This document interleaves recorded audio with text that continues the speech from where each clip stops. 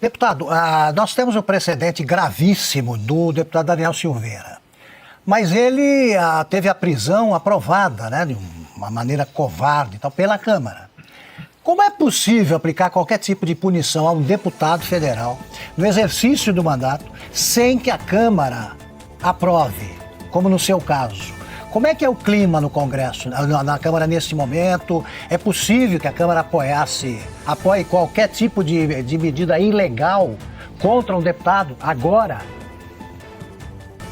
Uma boa pergunta, Augusto. Do tempo do Daniel Silveira para cá, né, aqueles fatos ocorridos quando Arthur Lira começava a presidir a Câmara em 2021, era um outro momento, né? Pegou todo mundo de surpresa e realmente o que a gente conseguiu ver ali de bastidor, e aí eu resguardo as minhas fontes, né, me reservo esse direito, se é que ainda tem algum direito constitucional de um parlamentar resguardar as suas fontes no Brasil, mas vários foram os deputados que falaram, olha, no pé do ouvido lá no plenário, olha, a gente está votando pela prisão do Daniel Silveira, mas é só para dar um susto. Ele vai ficar só uma semana, não vai ser para sempre. E aí, ao que parece, o Alexandre de Moraes tomou gosto em pressionar os parlamentares. Teve gente falando que recebeu ordem do seu líder, ordem do seu presidente partidário, que recebeu ligação da Suprema Corte. Só que se a gente parar para ver, de lá para cá, né, depois de todos esses anos, ocorreu um desgaste do Alexandre de Moraes. A duras penas, né, devido a programas corajosos como os de vocês, que inclusive o Alexandre de Moraes já tentou fechar, conforme noticiou matérias do Glenn Greenwald para a Folha de São Paulo, né, mas isso daí foi dando o senso de quê? De consciência para a população. A população, ela pressiona os parlamentares no sentido contrário. E eu tiro um termômetro a partir da prisão, a manutenção da prisão do deputado Chiquinho Brazão. Porque se você parar para pensar, Augusto, o que é mais grave? Você fazer um vídeo falando mais palavras para o ministro da Suprema Corte ou você ser acusado de um assassinato?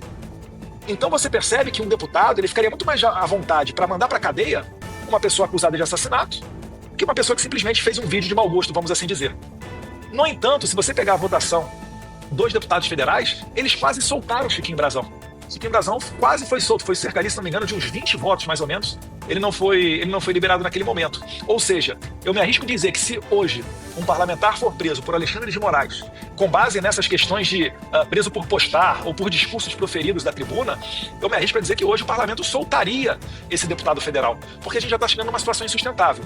Agora, o cenário político ele é tão conturbado que debate-se dentro da Câmara, né, a possibilidade de se inverter essa ordem dos fatos. Ou seja, antes de um ministro mandar prender um deputado, seja necessário, seja condicionante, uma aprovação prévia da Câmara dos Deputados. Então isso aí está em debate, vamos ver se vai adiante. Eu acho que na atual juristocracia que a gente vive, seria de bom grado essa garantia aos parlamentares. Adalberto Piotto. Deputado, boa noite ao senhor, seja bem-vindo. Eu vou voltar só ao tema da manifestação hoje do Procurador-Geral da República. Ele foi comunicado pelo ministro Alexandre de Moraes no dia 5 de março. Se manifestou hoje, dia 18. Tinha 5 dias para dar resposta. Decidiu descumprir um prazo e atrasou, digamos, do prazo final, do 5º dia que ele tinha que dar a resposta, outros 13 dias. É absolutamente incomum. E conseguiu fazer isso logo depois da sua manifestação, do senhor ter se dado esse autoexílio nos Estados Unidos, porque é exatamente essa a imagem. Eu preciso perguntar ao senhor, a Câmara não vai se manifestar? O presidente da Câmara institucionalmente não deveria se manifestar? Me refiro aqui ao Hugo Mota, porque no dia da posse dele, ele ergueu a Constituição num gesto associado, obviamente, à imagem de Ulisses Guimarães. Eu tenho para mim, conhecendo um pouco da história, que Ulisses jamais permitiria que sequer a Corte Suprema começasse a se manifestar sobre a possibilidade de cassar o passaporte de um deputado que não tem absolutamente nada contra ele, nada provado, nada comprovado, nenhum processo, inclusive, para simplesmente perder esse deputado, que seria, então, o presidente da Comissão de Assuntos Exteriores da Câmara. O deputado Hugo Mota, de forma objetiva, conversou com o senhor, porque é uma afronta ao parlamento, não é só ao senhor. O senhor seria a vítima se houvesse essa apreensão, mas é uma afronta à Câmara dos Deputados. Eu acredito que sim. Eu tive conversas rápidas com o presidente Hugo Mota. Eu sou muito grato a ele pela retidão e hombridade com relação às presidências das comissões. Ele não cedeu a pressão nenhuma, né? Agora, a gente também tem que entender que ele não está lutando contra uma pessoa qualquer. O Alexandre, a gente já teve no passado, né? O caso do Eduardo Cunha foi afastado da presidência da Câmara dos Deputados. A gente já tem deputado que está condenado a quase 9 anos de cadeia por falar. Então existe todo um ambiente que não é propício para esse tipo de manifestação. É claro, né, se o presidente Hugo Mota se sentir à vontade, é claro que eu vou gostar de uma declaração dessa em defesa, né, dos parlamentares e do seu direito de falar. Só que a área de atuação dele é dentro da Câmara dos Deputados. Se eu poderia dar uma humilde sugestão ao presidente, seria chamar no canto esses deputados do PT, do PSOL, né, ou do PSB também, que a todo momento leva o que acontece dentro da Câmara para os tribunais. É chegado o momento de você ter que colocar um basta nisso. Né? Se os deputados não conseguem, né, se segurar e toda hora levam para o tapetão do STF, o presidente da Câmara tem que começar a usar instrumentos, e aí ele tem instrumentos, para retaliar esses parlamentares. Ou a gente é maduro o suficiente para resolver os assuntos da Câmara dos Deputados dentro da Câmara, ou a todo momento a gente vai ficar de joelhos para a Suprema Corte. Então, eu acredito que o presidente Hugo Mota está começando o seu mandato, ele externou a preocupação com relação a essa questão toda, né? Talvez não publicamente, mas eu tenho muita esperança de que ele vai fazer sim um bom trabalho e preservar e garantir a imunidade parlamentar e os demais direitos, né, para o bem exercício do mandato. Porque se a gente não puder falar, a gente está lá para quê? Né? Se nem sequer falar a gente pode. Então vamos aguardar aí as cenas dos próximos capítulos e eu acho que caberia fazer uma indagação dessa ao presidente Hugo Mota, talvez. Bom, minha pergunta é para o senhor presidente e para o deputado Eduardo Bolsonaro, não sei se caiu a conexão ou voltou.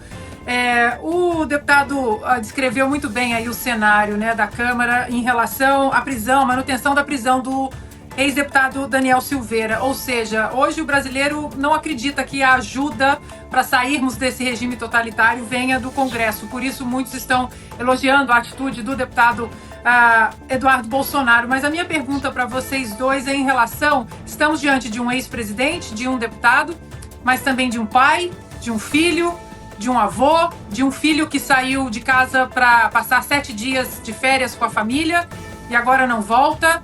E a gente fica até com um nó na garganta vendo os vídeos de vocês dois, porque haverá uma separação que não tem data, né, para terminar, uma situação muito complicada na família de vocês. Eu gostaria de ouvi-los em relação a isso, porque os vídeos realmente foram muito tocantes. Situação complicada, né? O Brasil hoje, ninguém duvida que o meu pai possa ser preso, mesmo sem ter cometido crime algum. A gente faz até chacota, falando em golpe da Disneylândia, mas é algo real. Como eu falei aqui, uma pessoa que condena 100 horinhas à cadeia e ele está fazendo isso como meio para se criar uma narrativa, para chegar no final e prender o Jair Bolsonaro, uma pessoa dessa com certeza consegue mover o que for necessário para tentar acabar com o movimento espontâneo que é capitaneado pelo Jair Bolsonaro. Né? Então é uma possibilidade real, a gente se segura aí para não se emocionar, mas vida é assim mesmo. Né? Nem sempre a gente consegue conduzir ela da maneira que a gente gostaria, faz parte da vida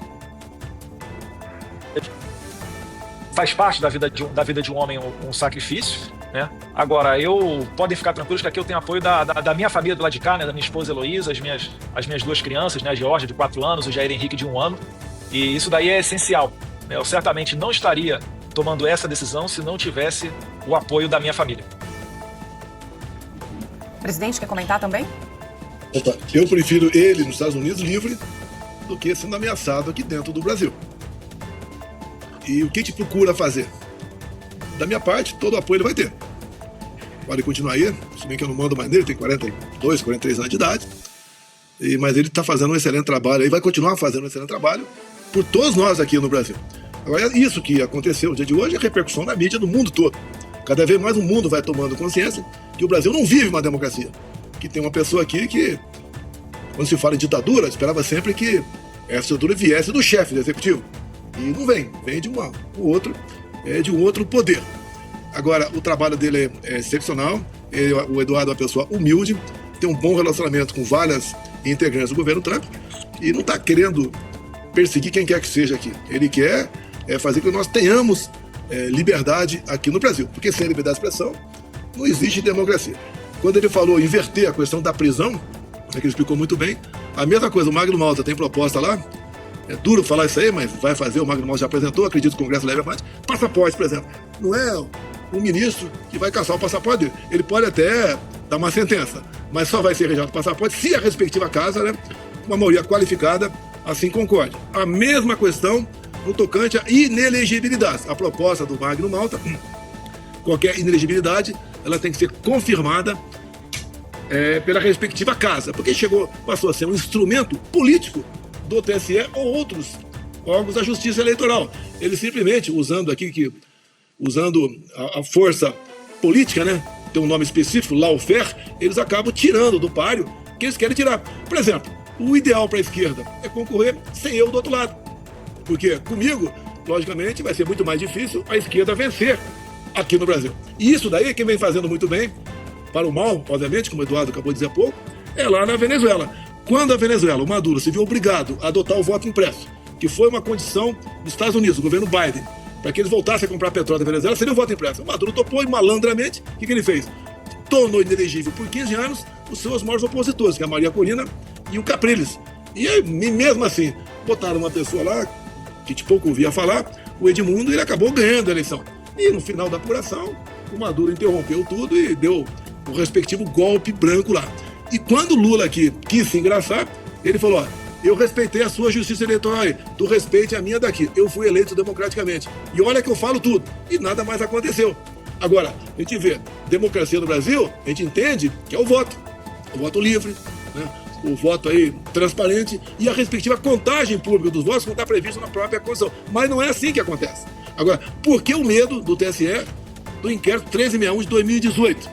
É um inquérito que foi feito para apurar fraude na minha eleição em 2018. Eles queriam, quando viram a denúncia chegar, muito bem feita a denúncia, né?